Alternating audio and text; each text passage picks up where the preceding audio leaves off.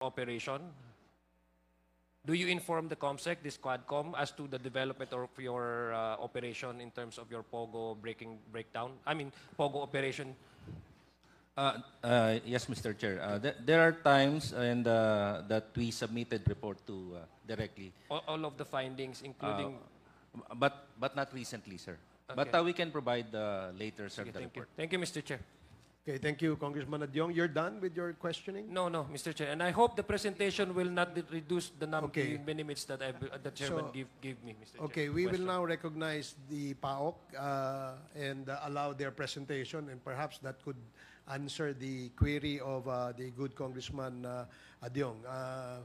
So, COMSEC and Secretariat, please play the video of PAOK.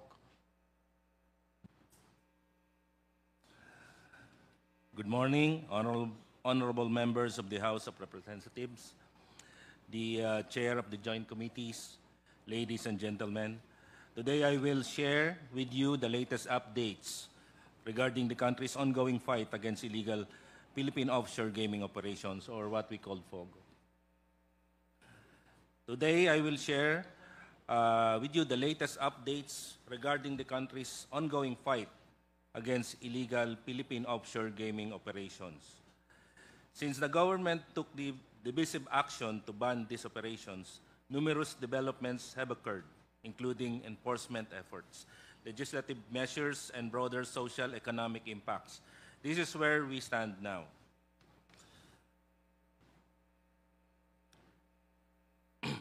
President Ferdinand Marcos Jr. signed Executive Order Number 74 in November 2024, officially banning all offshore gaming operations in the country, with the order taking full effect on December 31, 2024. Under this directive, the Presidential Anti-Organized Crime Commission was tasked with leading the national crackdown, working closely with the Department of Justice, the Department of Interior and Local Government, the Philippine National Police, National Bureau of Investigation, the Bureau of Immigration, the Anti-Money Laundering Council, and the Securities and Exchange Commission.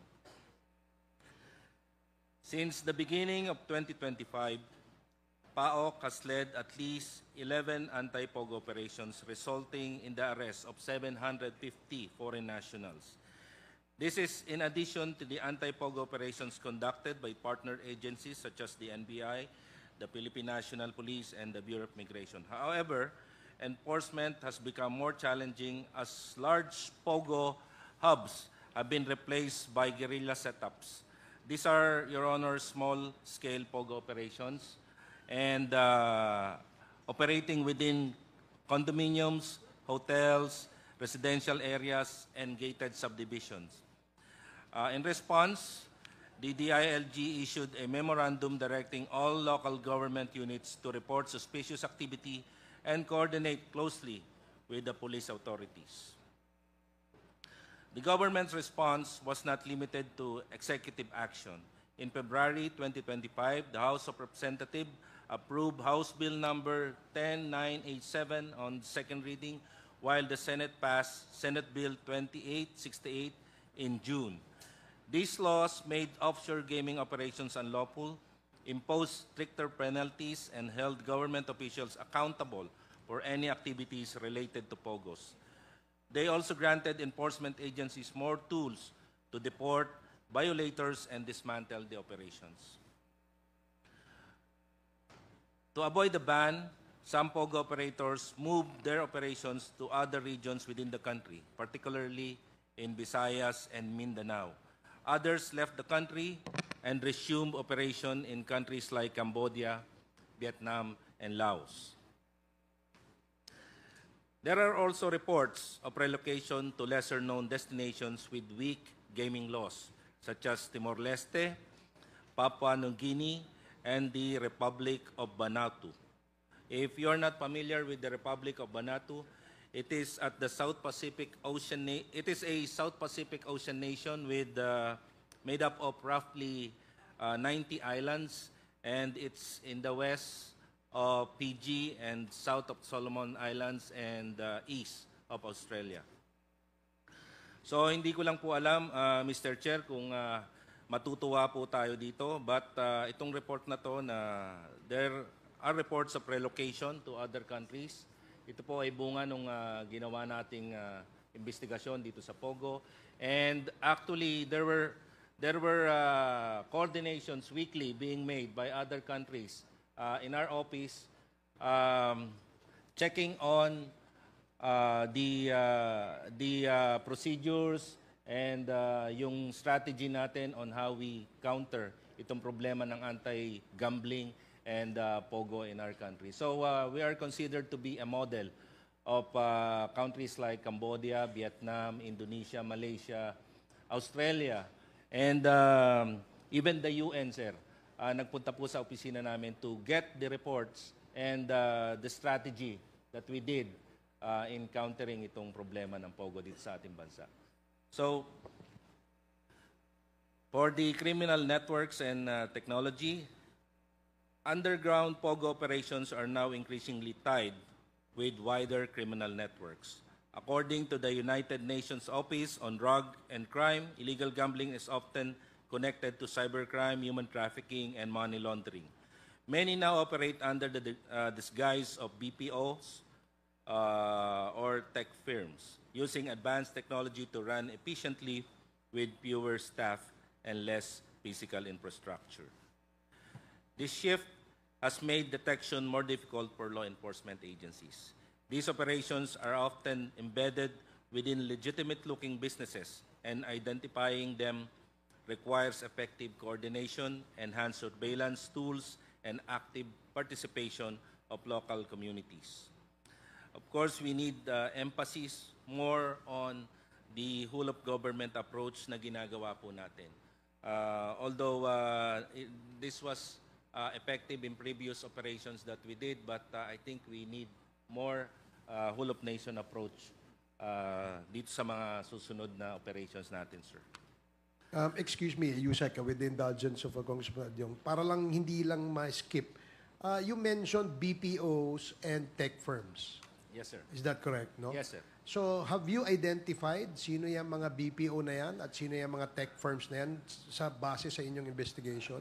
Yes, sir. Actually, the SEC has these records, and others are in the guise of call centers. If ever they transfer from a bigger hub to a smaller hub, they guise themselves as, halimbawa, sir, mag-a-apply ng mayor's permits. They will guise themselves as magtatayo kami ng call centers, and yun lang po, sir, yung ginagamit nila to cover up. O magkaroon sila, sir, ng muka. So, If ever. based dun sa mga investigation nyo, meron na kayo na-charge? Meron na ba kayo na-file ng kaso? Yung na mga tech ibang firm? nahuli po natin, sir, we base our investigation on the SEC documents that we secure. Can you name the company that is I don't have being the record, charged? sir, but Sige. I can Okay. give. Thank you. Thank to you, sir. Yusek. Chair, on that note, Mr. Chair, following the question of Chairman Barbers, what other requirements do they need to submit before they can up? Sabi mo kasi they normally go directly to the LGU and then the secure mayor's permit. But prior to that, what other do you think other documents or requirements that they need to secure for to operate as a BPO or as a which agencies do they need to go to? Yung ibang nahuhuli po natin, sir, practically wala na po silang dokumentong sinasubmit. And those who submitted documents are yung gusto lang maglagay ng cover, sir, doon sa gagawin nilang operation. But mostly, sir, na nangyayari ngayon are, ito, sir, kasi pa 10 hanggang 50 eh. When we talk of small-scale POGO operations, these are 10, 50, minsan 100. Hindi na sila, sir, kumukuha ng mga permits. Kasi nga, sir, they want to work in secrecy. Okay. So, ayaw nila nung nasusunog sila. Actually, sir, yung pagkain na nila, nagpapahatid na lang sila ng pagkain. Unlike before na talagang nagpapagrocery pa sila. Now, nagpapahatid na lang sila ng pagkain. And lagi may cut-off. If ever they will send, for example, sir, in condominiums, bago makarating sa 10th floor, kung yun ang inupahan nila, doon muna sa 2nd floor o sa 3rd floor, tatanggapin yung mga pagkain or yung mga gamit, sir, bago iakyat. So yung mga, Mr. Chair, last final, yung mga na sequestered ninyo ng mga dokumento, I'm sure meron naman iilan sa kanila na kunyari may papel, maski bogus lang. No? Have you verified that with the agency that is mandated to release all these documents and certificates? At nakita nyo ba kung sino, anong kumpanya ito, sino yung mga nasa likod nitong kumpanya na ito? Meron po kaming mga ginawang investigations sa yung mga nauna naming hinuli. But the other operation, I'm not so familiar dun, sir, sa operation na ginawa ng Philippine National Police and the NBI. Yeah, thank you, Mr. Chair. Later on, I will dig deeper into that. Thank you, Mr. Chair. Thank you, Congressman Ano lang ako, Mr. Chairman, kasi ito in relation to what we are discussing right now, no? Kasi nabasa ko sa news, yung Quezon raid yields 42 alleged POGO workers at doon sa resort sa barangay Villa Norte in Alabat, Quezon. Kasi yung Alabat, Quezon, island lang siya, di ba? Island. Bago ka makapunta doon sa island na yon, talagang it will take you how many minutes, no? Bago ka makaland doon sa Alabat, no? So ngayon, ang question ko, General Cruz, ano nangyari dito na 42 Chinese nationals suspected of being operator ng POGO? Were you able to see na talagang nag-ooperate sila doon sa island na yon? Sir, Mr. Chair, the operation is a joint operation by the Philippine National Police, particularly the CIDG and Bureau of Immigration. And ang initial pong nakita doon, sir, as of May 5, on the updates na hinangi po namin regarding the 42 Chinese nationals, they are now in Bicutan immigration facility waiting for the NBI clearance because they will be subjected to deportation, sir. But as to the operation nila nung POGO operation, sir, hindi po yata nakitaan ng POGO operation. So hindi nakakitaan to sa Alabat? Yes. Pero kasi merong binabanggit dito that nagko-construct na rin sila ng building for a future alleged operation as well. Yes, sir. Yung po, sir, ang nakikita namin, parang ang nangyari is nagse-set up pa lang sila and then they were caught and arrested during that May 5 operation. Pero yung nangyari sa Makati, yung sa, I think sa Yuchenko Tower building, di ba? So 188 yung mga nahuling, is this accurate? Yes, sir. POGO operation po. POGO talaga siya? Yes, sir. So isang buong building din or it caters ano lang? Kasi 188 That's, I think, sir, that's 5 floors ang nag-house po dyan sa 100 plus na mga POGO. yun nga tinatanong, ang sinasabi natin dito, Mr. Chairman, and even yung sa Pasay Hotel, ganun din. Yes, So sir. ito sa Pasay Hotel, nag-operate sila. Ito sa isang building na pag-aari ng Yes, sir. isang negosyante. Ito isang resort naman. Yes, sir. I think those who owns this property knows that kung ano yung, kung ako, halimbawa, ako may-ari ng isang building, alam ko kung anong ipapasok nilang negosyo. There should be responsibility on their part as well, di ba? Yes, sir.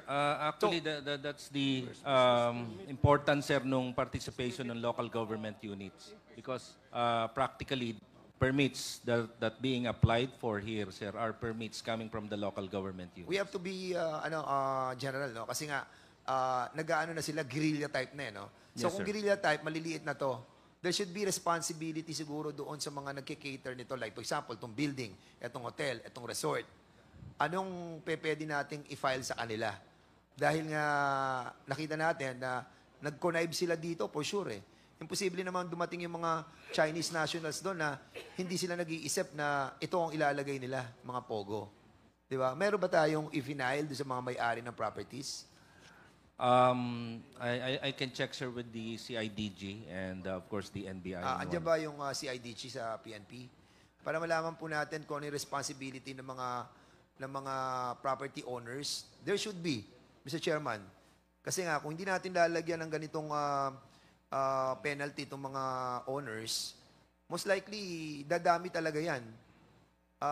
Kailangan maging accountable din yung mga may-ari ng mga properties. Dahil nga, hindi naman po ganun kasimple na may darating na 188 na Chinese nationals, tapos hindi mo alam kung anong i-ooperate sa building mo.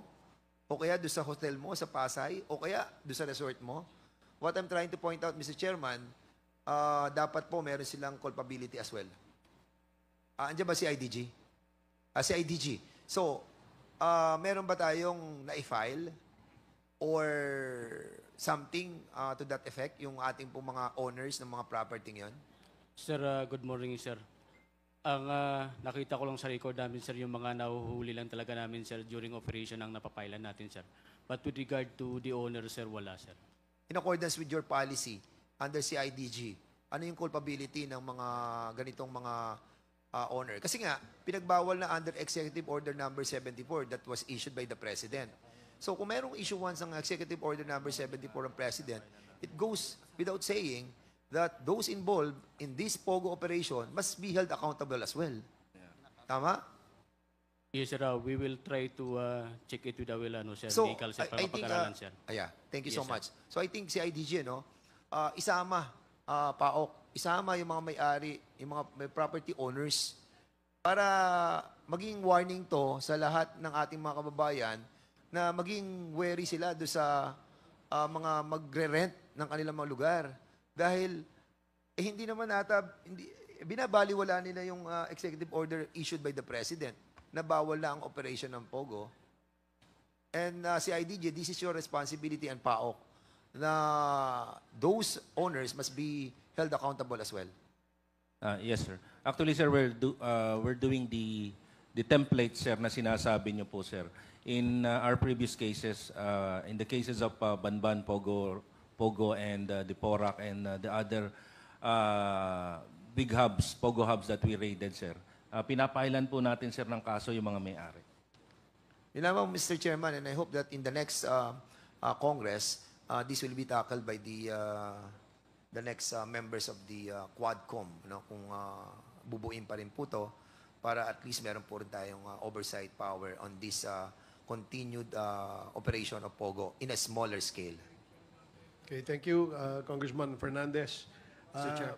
Yes, I think Yusek Cruz is not done with this presentation. Are you done with? Not yet, sir. May we allow him Maybe to continue? another 5 minutes, sir. Okay, You sige. will allow it, sir. Okay. Please proceed.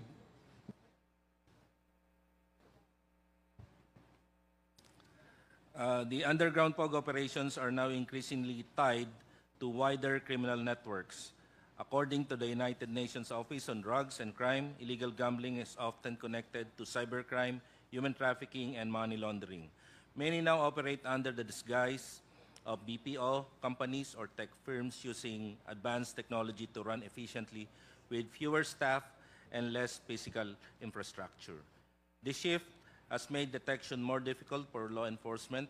These operations are often embedded with legitimate-looking businesses, and identifying them requires effective coordination, enhanced surveillance tools, and active participation of local communities. The crackdown also strained government resources. Over 600 foreign nationals are currently detained in the PAOK main facility in Pasay. Actually, itong facility po na to is a repurposed building. This is a former POGO hub na ginawa po nating kulungan at ginawang gamit din po para sa DSWD purposes. With a monthly expenditure of millions for food and healthcare, medical needs are rising with detainees diagnosed with illnesses like tuberculosis, hepatitis B, respiratory infection, and even cases of HIV. Actually, sir, dito po kami nalulumpo. Just 3 weeks ago, nagpa-cremate po tayo ng isang HIV victim. So, due to the overcrowding enforcement actions against the estimated 9,000, ito po yung kailangang hulihin natin. These are more than 9,000 illegal foreign workers have been temporarily suspended. Many detainees still cannot be deported due to missing passports. Ito po yung problema natin, sir, yung mga walang passports. Because yung mga foreign nationals na nagtrabaho po sa POGO, mga tinanggalan po ng passports yan. At yan, pakalat-kalat po ngayon dito sa Pilipinas. And we called it yung mga public charge. Pag nahuli po natin yan, tayo po ang kasi wala nga po mga passports na yan, sir. So marami pong nakakalat dito sa atin na mga public charge ng mga foreign nationals. Due to missing passports and coordination with foreign embassies to travel documents remain slow and inefficient. The economic impact is also visible. As of the third quarter of 2024, about 50,000 square meters of office space once occupied by POGOs have been vacated. The presence in Metro Manila office market has declined from 11% in 2020 to just 3.5% in 2024. Still, despite this shift, tourism has remained strong. So, hindi ho totoo na bumaba yung tourism natin dahil we focus on the neutralization nitong mga POGO. Tourism remains strong. 5.65 million international visitors were recorded in December 2024 and 1.65 million between January and March 2025. So, malakas pa po ang tourism natin. Showing that our law enforcement actions have not discouraged lawful visitors. In fact, the country is now viewed as a safer destination. To build on our progress and address ongoing challenges, we offer several key recommendations. First, we must strengthen interagency coordination by creating a centralized database for monitoring illegal operations and sharing real-time intelligence. Local government units should be equipped with proper training and resources to detect hidden POGO operations in their communities. Second, we must improve the fast track the deportation process by working more closely with foreign embassies. Third, cyber surveillance capabilities must be enhanced to track operators and not relying much on the cases that we are filing. But we must focus more on our capabilities, cyber capabilities. Fourth, regional cooperations must be pursued more actively. Lastly, a nationwide public information campaign is needed to raise awareness about illegal offshore gaming operations and scam operations, as well as the role of the community reporting in stopping these activities. This is not only about removing illegal businesses, but also about protecting the country's integrity, ensuring public safety, and demonstrating to the world that the Philippines will not be a safe haven for crime. Maraming salamat po at magandang umaga. Okay, thank you, Yusek Gilbert Cruz. Mr. Chairman, Yes, DSJJ, you are recognized. thank you very much.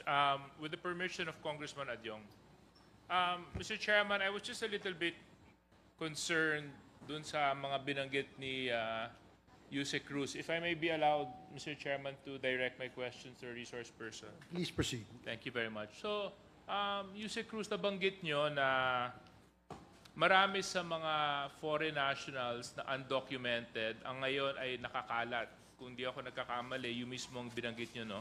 Nakakalat sa ating bansa.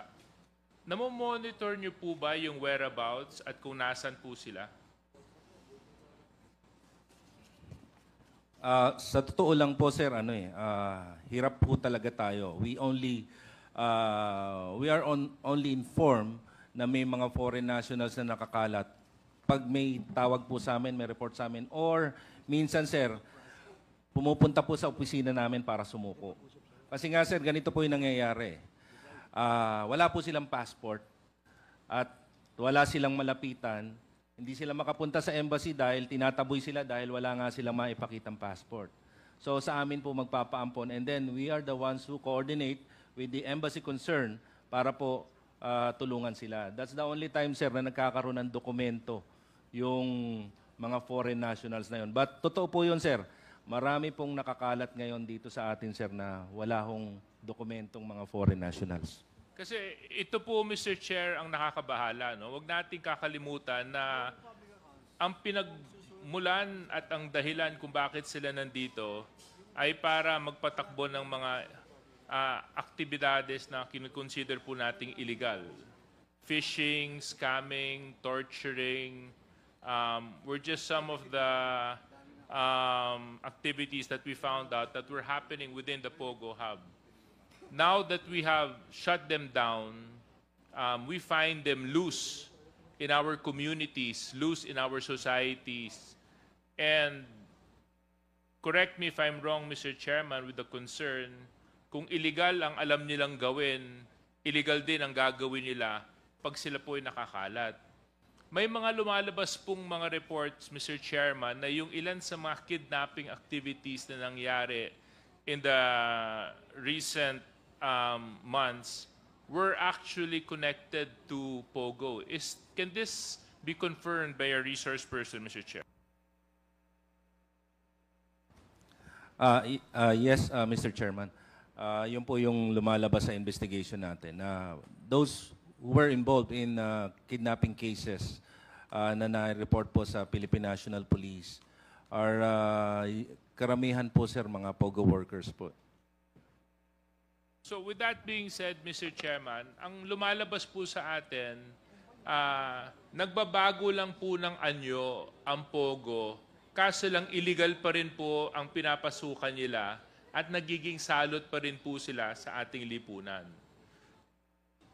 Kaya po napakahalaga para po sa akin, Mr. Chair, na ito pong mga undocumented, nakakalat, ay sana meron pong paraan na ginagawa ang ating mga ahensya upang siguraduhin na nalalaman po natin kung nasan sila, their whereabouts.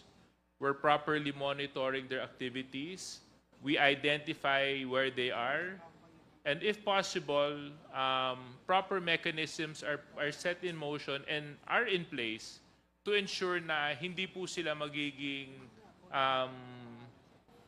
pagmumulan ng mga problema sa ating mga komunidad. So gusto ko lang malaman, Mr. Chair, mula po sa PAOK, meron po bang mga ginagawang hakbang ang ating pamahalan upang siguraduhin ito? Meron po, sir, but hindi po ganun kalaki at hindi ganun sabihin na natin, sir, hindi ganun ka-intensive. We only knew that a person is a wanted person, especially yung mga nahuhuli po natin involved sa Pogo, pag nababiometrics na natin sila. So, ibig sabihin, sir, wala po tayo talagang database as to the profile of those foreign nationals na nakakalat ngayon.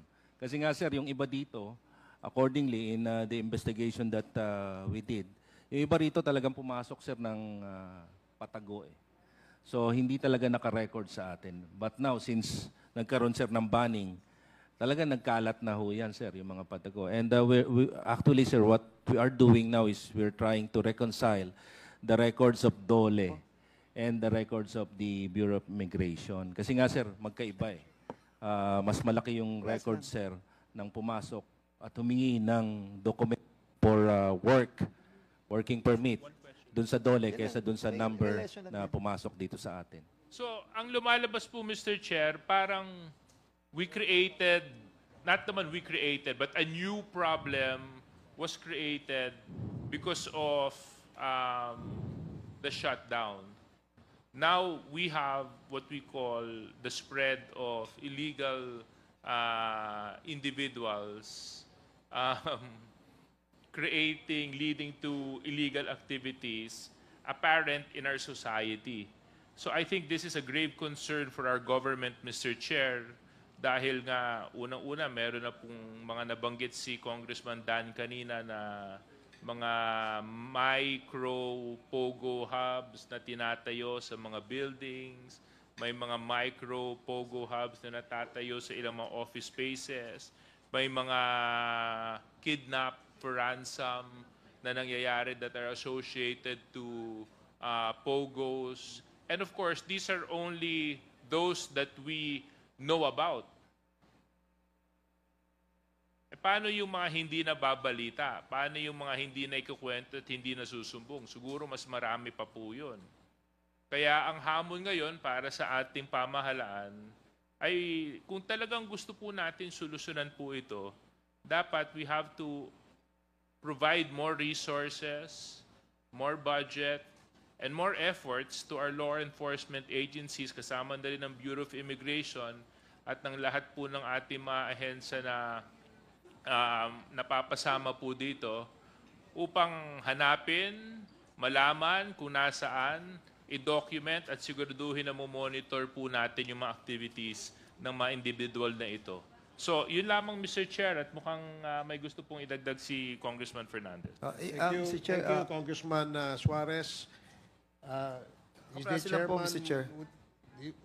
You're recognized. Oo. Kasi parang naisip ko lamang kasi 'di ba ang government naman and even sa ating mga kapulisan, sometimes nag-o-offer tayo ng parang semblance of amnesty. 'Di ba? Na parang sinasabi natin, "Oh, kayo mga undocumented kayo, pwede kayong pumunta sa PAOK at sumerender kayo peacefully." Parang panawagan sa ating pong mga biktima rin. Yung iba kasi parang victims dito 'di ba? So I really don't know how it goes, no? General Cruz, is it possible that we can create a policy like this na yung iba naman napapunta dito, may mga naimbestigahan tayo na naloko sila eh. And now that dineklara natin silang illegal, so ang feeling nila, habulin na natin sila. But there are those na talagang victims. So why not try to have a pronouncement under PAOK na catering all of these people na naging biktima noong mga Chinese operators. Or basically, siguro, kung 9,000 pa yan, ay napakadami niyan. So, kailangan magkaroon tayo ng continuing policy para sa mga gustong talagang subuko na at umuwi na sa kanilang pinanggalingan. Yes, Mr. Chair. Actually, we have this idea. I don't know, sir, kung if the Philippine National Police will agree on this and the Bureau of Immigration. Just maybe, sir, DES. Kasi, sir, kailangan dito mabilis tayo, sir, eh. Pag may sumuko po, sir, dapat may mag-aasikaso and then someone will coordinate. With that DES, they can go directly to the embassies. Kasi, sir, para magkaroon ng dokumento, sir, yung mga foreign nationals na ito, sir. And then, kung para mapadeport ka agad, sir, the more they stay here kasi, sir, mas nagkakaroon ng, let's say, gasto sa pagkain, medical. And I just like to inform the body, sir, na yung mga POGO workers, sir, nung pumunta rito, hindi naman healthy lahat yan, sir, eh. Karamihan dyan, sir, yung iba kasi dyan, sir, may sakit na, sir, nung pumunta rito. That's why we have cases of tuberculosis, HIV. Pagpakalat-kalat yan, sir, hindi natin alam kung sino pa, sir, yung mga kinokontak niyan o nagkakaroon pa, sir, ng mga physical contact yan. Can't you have a parang tripartite agreement with foreign affairs that those who will surrender can have a outright As of today, we try to be resourceful, Mr. Chair. Kung ano lang po yung pwede namin gawin, like kung kailangan yung mga sumusuko po sa amin, hindi naman namin pwedeng itaboy, sir, eh. Andiyan ba foreign affairs? Have we invited? Hindi naman namin pwedeng itaboy, sir, eh. Andiyan ba foreign affairs?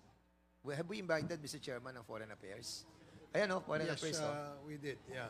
Pwede pa ba yan, Director Feliciano, that, halimbawa, sumuko sila, tapos undocumented, wala silang passport, anong gagawin ng foreign affairs about it? Thank you, Mr. Chair and esteemed Congressman. The Department of Foreign Affairs usually coordinates and communicates closely with the diplomatic missions of the foreign governments. Now, if our government agencies send us a letter requesting for assistance, for example, to secure emergency travel documents for these nationals para mapauwi sila, we will communicate directly with the diplomatic missions. Because all governments, I believe, we have emergency one-way travel documents. Like, for example, in the case of Department of Foreign Affairs, we issue one-way travel documents para sa mga Pilipino, halimbawang distressed Filipinos who have lost their passports abroad. We issue one-way travel documents. So I believe this is also the policy with other foreign governments. Pero kailangan din pong tanggapin nung host country. For example, China, kailangan may approval ang Chinese embassy. Ganun po ba yun? Of course, the foreign government should be apprised and they should be willing to accept For example, yung mga nahuli dito, like for example, yung mga foreigners na, like for example, yung nangyari sa Singapore na wanted sa Singapore for money laundering. Hindi natin di mapapadala sa China kung wala silang approval? Ganun po ba yan? Yes, sir. The foreign government should be willing to receive these. So kung hindi sila willing tanggapin yon, nationals. yung foreigner na yon, andito siya. Opo. Yan ang problem natin. Mr. Chair, Mr. Chairman, Mr. Chair, Mr. Chair, I hope all those interjections will not be charged from my time. Yes, let me put order, Your Honors, in the hearing today. Please wait for the chair to recognize you before you press your microphone. thank you, mukhang- Mr. Chairman. Actually, So, thank you. You're done, DSJJ? no, actually, I was not done, Mr. Chair. Okay. Please continue. Thank you, thank you. Nakakatawa lang kung kailan tayo magla-last hearing. Talagang di talaga nagbabago yung takbo ng quad, eh, no? Ito lang, sa pagtatapos ko lang, Mr. Chair, maybe a suggestion to Yusek Cruz. Alam mo, Yusek, madali lang naman natin malaman kung mayroong mga undocumented o mga bagong mukha sa isang barangay, eh. Kung kakausapin natin at maglalabas ng direct order yung DILG, atasan yung mga mayors, atasan yung mga kapitan, yung mga kapitan, araw-araw yan, umiikot yan sa barangay nila, alam nila kung sino nandun, eh. That is one clear way to prevent any form of possible illegal activities that may happen to be conducted by quote-unquote illegal aliens, simply because we're properly monitoring them. Now, we have around 43,000 barangay officials nationwide. Yusek Cruz, have you already reached out to the DILG and sought their assistance regarding reporting and monitoring of foreign immigrants or nationals that are undocumented in our country? Yes, Mr. Chair. Actually, marerecall ko po na naglabas na ng memorandum ang ating pong DILG as to that effect. But ang sabi ko nga, sir, dapat dagdag din po natin na yung mga barangay po ay dapat mag-issue po ng certification na walang pogo o illegal gambling doon sa kanilang nasasakupan. And then, sabi ko nga, we can incorporate it as part of the requirement bago sila mabigyan, sir, ng certificate of good governance, sir.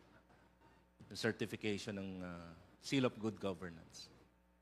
Siguro, Mr. Chairman, isa po ito sa mga pwede natin ipakiusap sa DILG na isa sa mga positibong hakbang na pwede nila gawin upang siguraduhin na yung mga binanggit ni Yusek Cruz na kumakalat na mga foreign nationals ay hindi maging salot sa ating lipunan at pagmulan pa ng ibang mga problemang illegal sa ating bayan. Maraming salamat, Mr. Chair. And I would like to just follow up on your gentle reminder to all our fellow colleagues.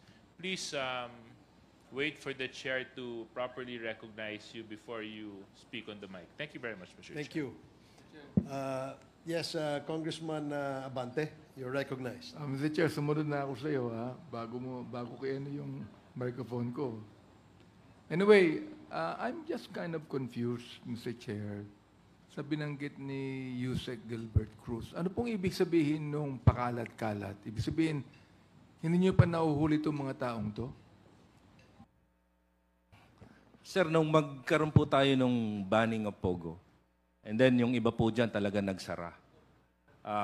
Yung iba, we were receiving reports and coordination that nagtayo po sila ng yung mga Pogo hubs nila dito nilipat sa ibang bansa. And others, gumawa po sila ng mga small-scale Pogo operations. And yung mga pakalat-kalat, sir, ito po kasi yung nung malalaki pa po yung mga Pogo, may mga Pogo hubs pa, sir. They were forcefully, against their will, kinuha, sir, yung mga passport niyan, sir. So, tapos nung nagkaroon po, sir, ng banning, nagtakbuhan po yan. So, hindi na ho nila nakuha yung mga passports nila. So, ito Mr. sir, Chair, yung ibig mga sabihin pakalat-kalat yan, ngayon, ibig sabihin sir. yan, hindi nyo alam kung nasan sila ngayon. Yes, sir. Yun po, Now, sir. ang- how about yung mga nagtayo ng mga maliliit na pogo? Ibig sabihin, Mr. Chair, may mga pera yan, di ba?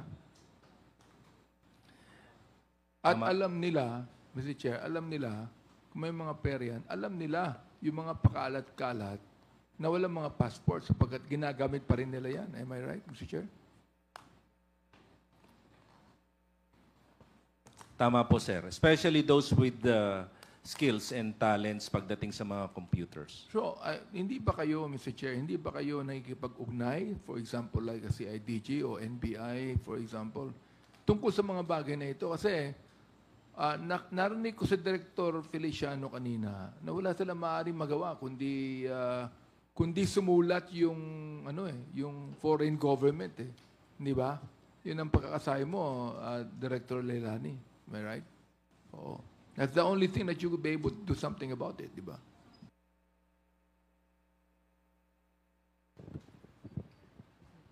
May I Yes, clarify, Mr. Chair? Thank you. If the concerned government agency communicates with us regarding a specific foreign national, whether distressed or, in this case, has committed crimes, we can and we will coordinate and communicate with the diplomatic mission in the Philippines so that they may issue the emergency travel document to that national para makabalik ko siya sa kanyang country. If the foreign government, of course, wishes to receive that foreigner. I wish to recall, if I may, but this is in a Senate hearing, I will recall this one instance. This was early this year during the closing of Senator Riza's hearings on Pogo. There were several Chinese nationals who were deported by the Bureau of Immigration. And this is recorded. They were deported. However, the Bureau of Immigration, this is from my recollection, deported them not on a direct flight, but on a flight that has a layover.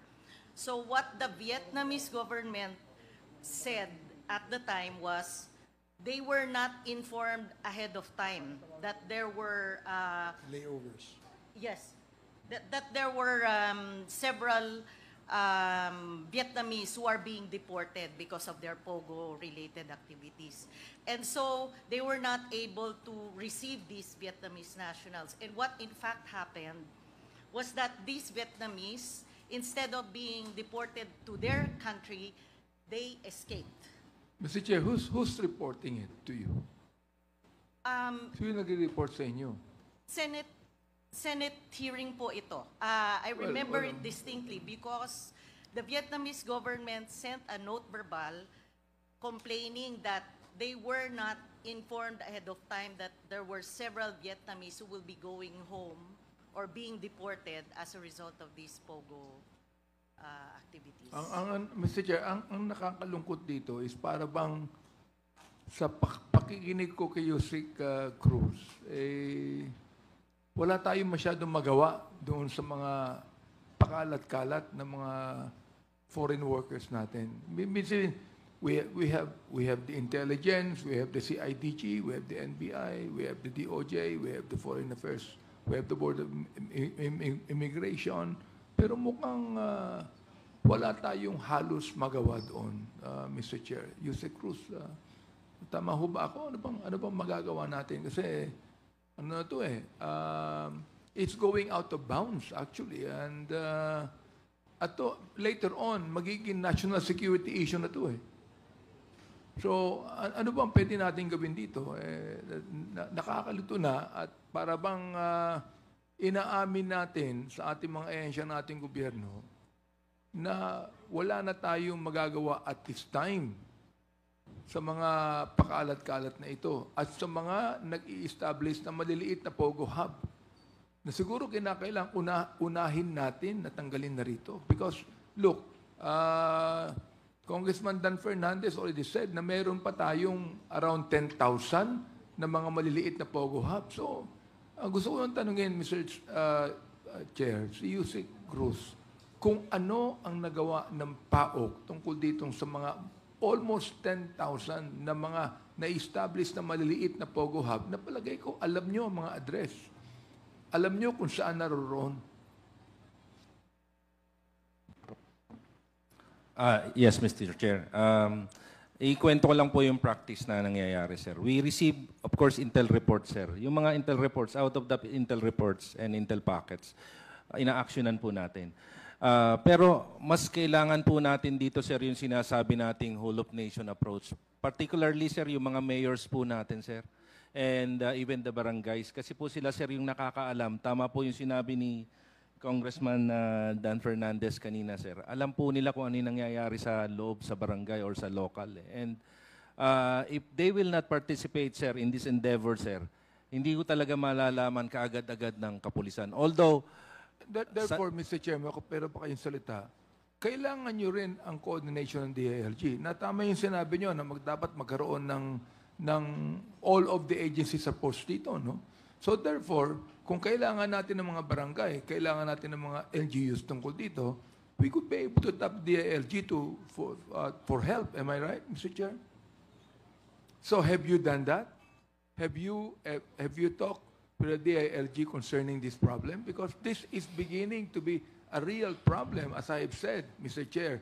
This later on will become a national security issue. yes, Mr. Chair. Actually, we started with LGU, sir, sa Pasay. For example, sir, sa Pasay.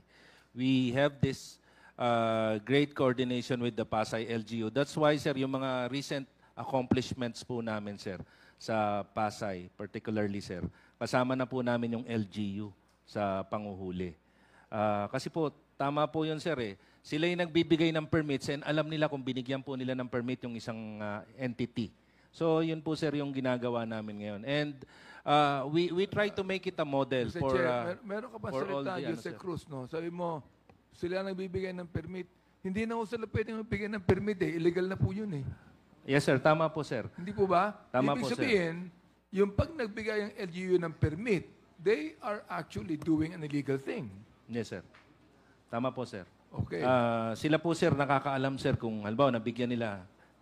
Yung isang case po namin, sinabi nila na nabigyan namin ng permit yan and yet they operate.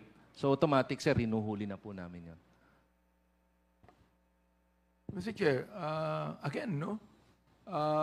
As you have also admitted, Jose Cruz, that one day this will even become a national security issue sapagkat mga foreign workers ito ng Pogo na most probably, Mr. Chair, ang iba dyan, pinadala pa ng Chinese government yan, eh, sa Pilipinas, eh. Di ba? I mean, you know, that could be possible. Am I right, Jose Cruz? Ibig sabihin, eh, pinabayaan na ng Chinese government yung kanilang mga citizen na magpakalat-kalat sa ating bansa. Oh, am I right, Mr. Chair? Pinabayaan na ng Chinese government. So therefore, anong pwede natin gawin dito to actually control this problem that will become bigger later on and it will somehow become a national security issue because involved na po dito ang foreign government.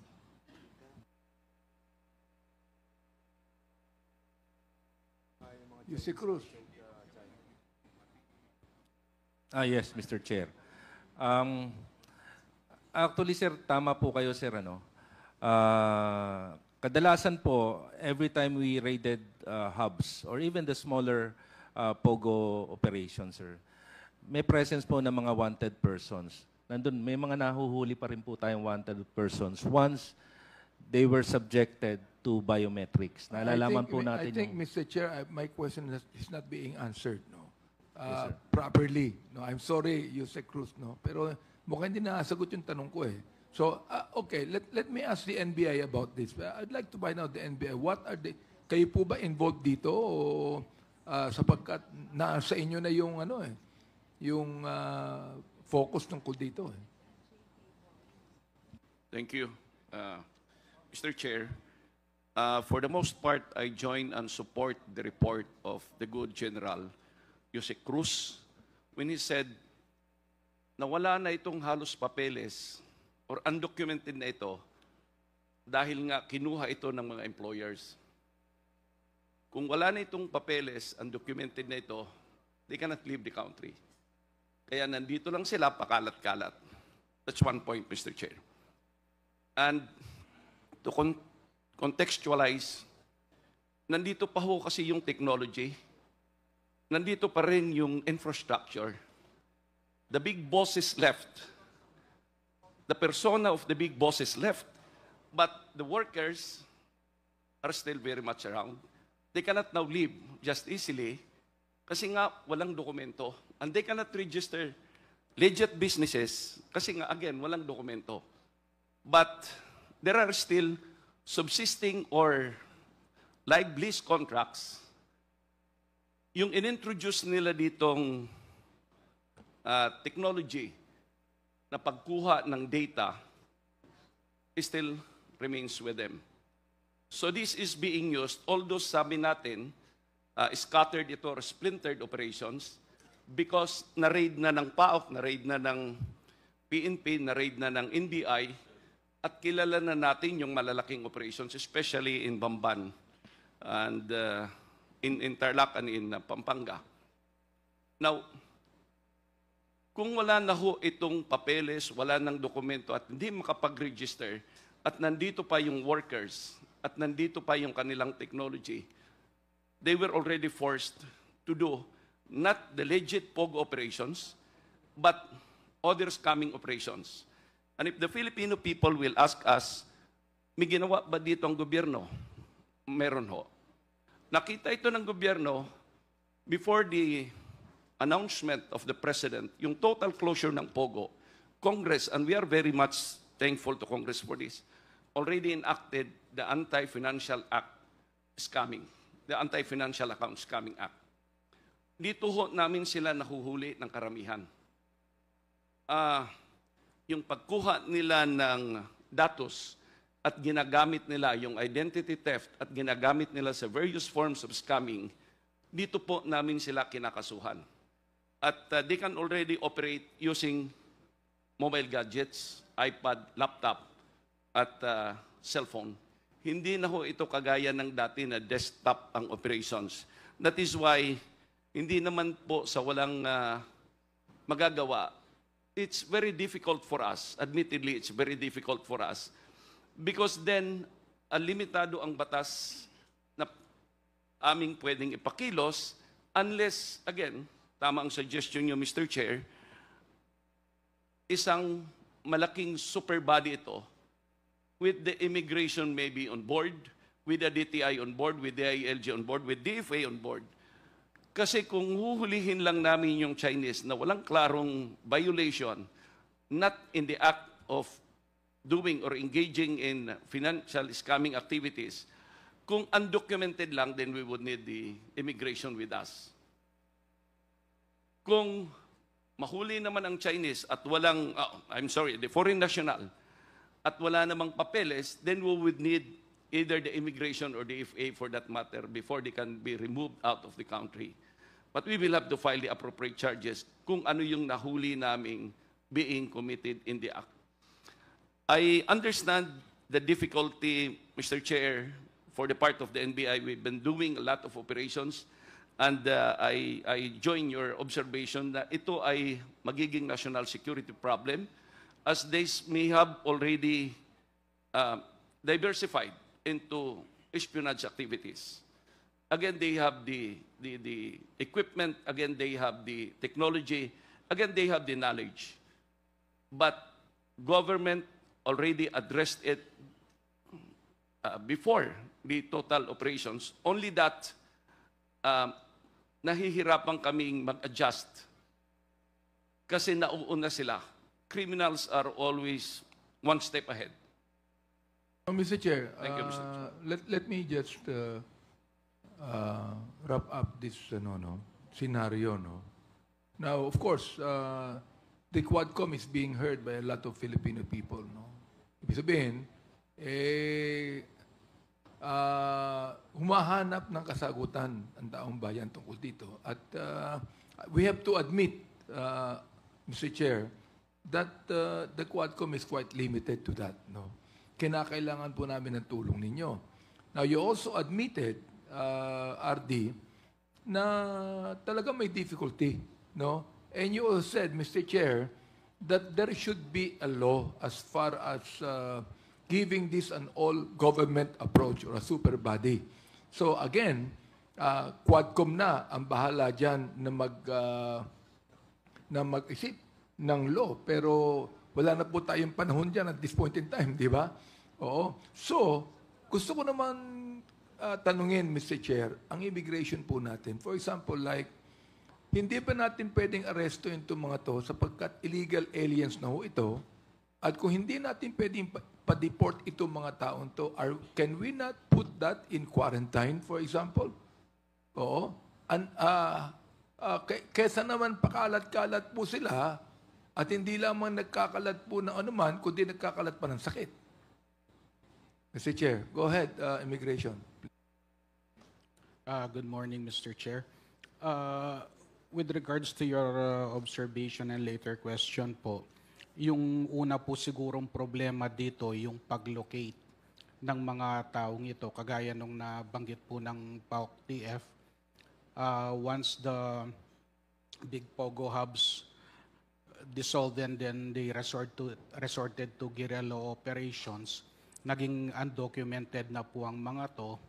And as mentioned previously by Yusek Cruz, dahil po walang mga passports ang mga to, wala po silang mga pinupuntahan. Ngayon, yung nangyayari po, kapag ganyan, kadalasan po nagtatago na lang and then as observed, they resort to what illegal activities, they go back to the illegal activities that they've been previously engaged in.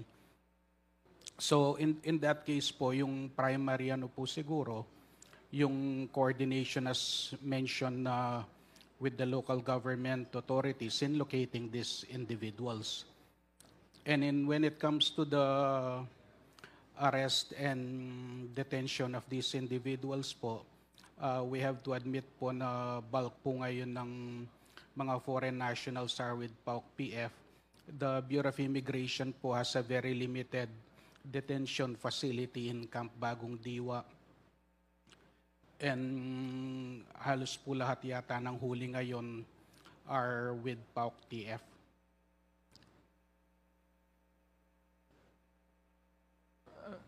Mr. Chair, before I give this to Congressman Ako, maganda po yung sinabi niya eh. Pero ito hindi po kapanipaniwala, Mr. Chair, na itong mga taong to, pakalat-kalat lang na hindi po nila alam kung saan sila pupunta. Palagay ko, merong kumukup-kup dito. At yung mga may-ari ng mga maliliit na Pogo Hub, alam po nila kung nasan to. At sila po ay sumusunod sa foreign government, kung sino man ito, napabayaan itong mga to para magkaroon tayo ng malaking problema. Mr. Chair, Yusek Cruz, could I be able to ask for your answer, please? Tama po, may possibility pong ganun, sir, yung sinasabi niyo.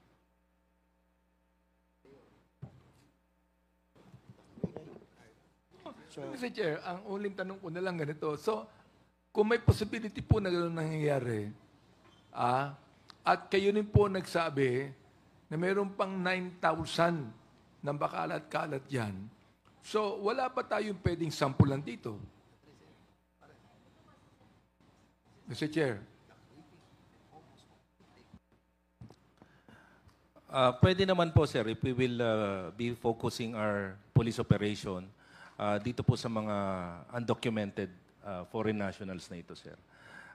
Tama po, kasi may mga lugar naman po kung saan talaga makikita natin sila.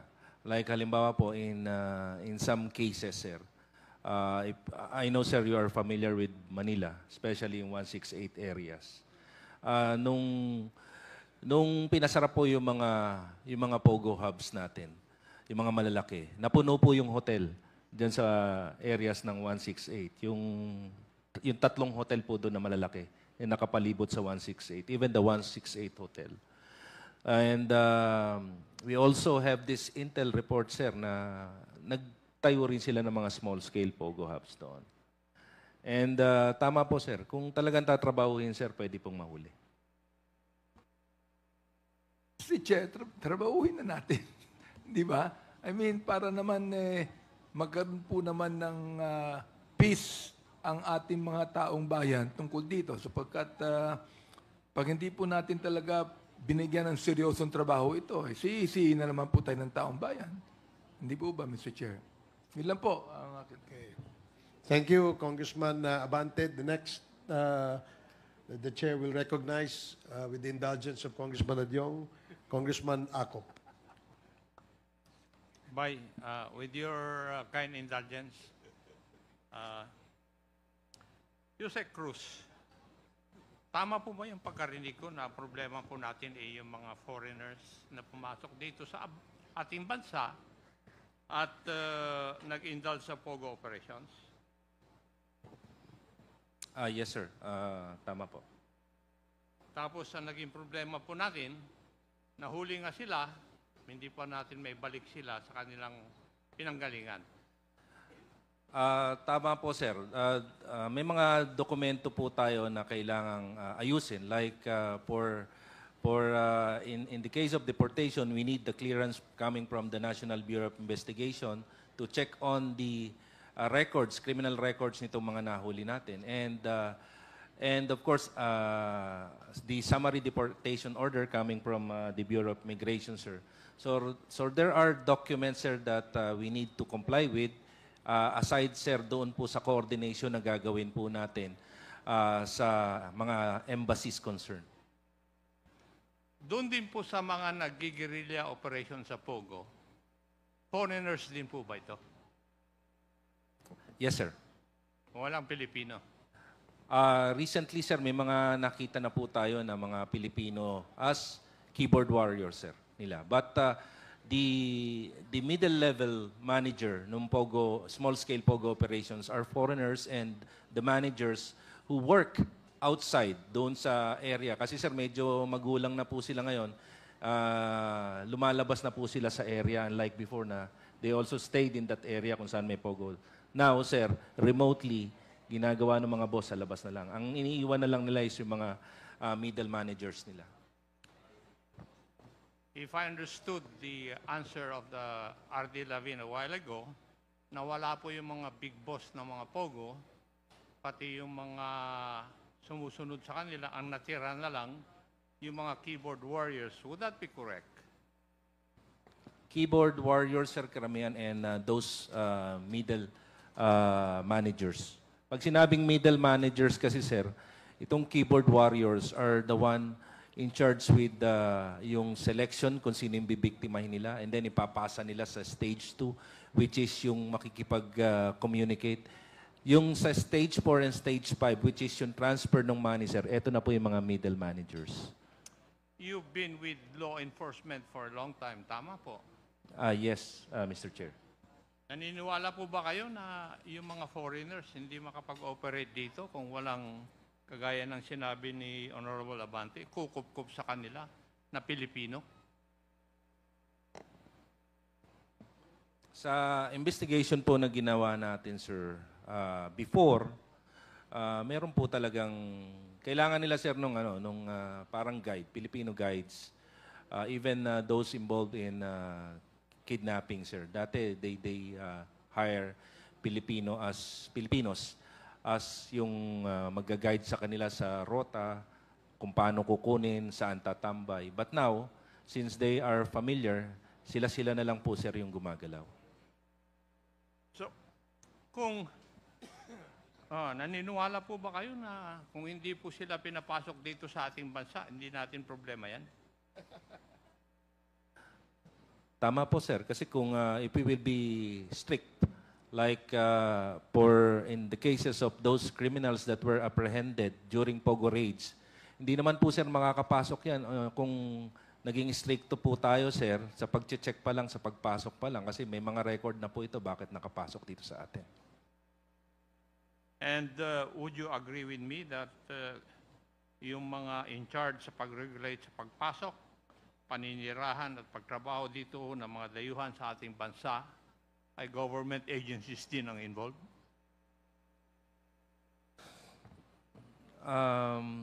Pag sinabi niyo po bang government agencies, is this the agencies in our country, sir, or outside of our country? When I say government agencies, it pertains to all government agencies. Sa pagpasok, paninirahan at pagtrabaho, hindi po ba Foreign Affairs, Bureau of Immigration, DOLE, and all others na kapag papapasok ng dayuhan dito sa ating bansa? May kanya-kanya po silang sir, role to play. Like, kagaya po ng sinabi natin, sir, once pumasok ka, that's sa immigration natin. And then if you applied for a work, you need visa, working visa, and that's DOLE documents, sir, ang kailangan mo, sir, and of course yung sa DFA po natin. Yung mga unang investigasyon po natin, sir, ay alam ko po, sir, alam niyo po ito, yung mga sa Porac and Banban natin, and then those other big hubs, Pogo hubs na inimbestigahan natin. There were permits, obviously, sir, na talagang pinirmahan at tinulungan ng mga Pilipinos para makapag-secure itong mga foreign nationals. And obviously, they cannot really own itong mga properties na to kung hindi sila gagamit ng cover. And doon, sir, nakita po natin yung collusion ng mga Filipinos and these foreign nationals. Thank you. May I ask Foreign Affairs? Ito po yung katanungan ko noon eh. Could you please give me the exact number of aliens granted visas to enter the Philippines?